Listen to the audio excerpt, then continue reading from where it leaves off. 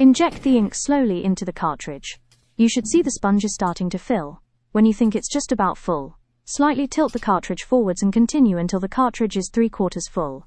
Be careful not to overfill the cartridge. Leave a small gap at the top. During the process, pay extra attention to make sure that no air bubbles are formed. If a bubble stays inside the cartridge, it will pass to the printhead and clog the nozzles of the color channels. To resolve this, you would have to perform multiple cleanings and deep cleaning procedures until the bubble breaks and air gets pushed out from the printhead.